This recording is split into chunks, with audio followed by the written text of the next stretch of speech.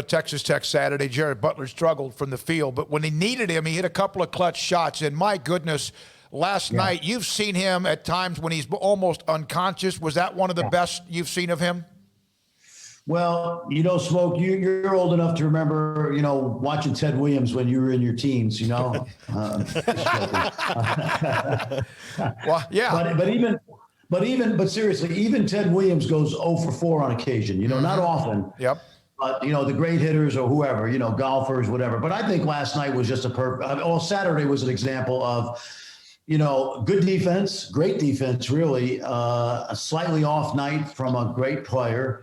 And then yet he made 2 big shots late. And then last night we saw just another incredible game against Kansas. So, yeah, I just think that's what makes him such a special player. In fact, if Luka Garza hadn't gotten so far out in front of this National Player of the Year race, I'm going to try to get the conversation started that this kid better be. He's already going to be a first-team All-American, but he definitely should be in the conversation.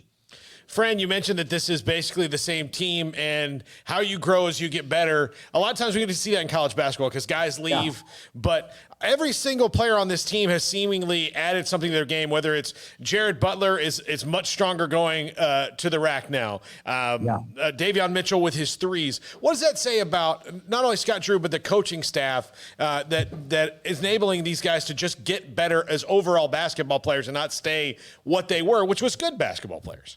Yeah, no question. There's so many ways to answer that because, first of all, he's got a great coaching staff. They develop players. They don't just develop guards. They develop big guys. They develop wing players, and they recruit kids and get kids to transfer who are basketball junkies who want to get better. So that's another thing that I think is a feather in their cap. They very rarely lose anybody of note to transferring out.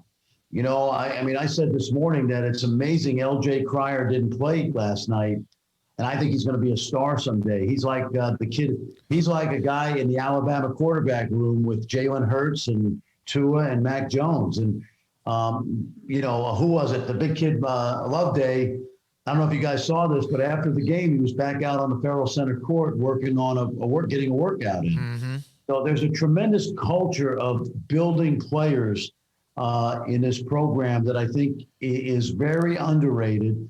And when I think of Baylor right now, I think of Villanova, I think of Gonzaga, Virginia, that really have programs and not just good teams year by year. But Scott, gosh, they're going to be good next year no matter who leaves. They've got a great class coming in, guys sitting out. It's just remarkable to see. But a lot of it is because of the player development and the kids buying in to what the coaching staff is doing for them.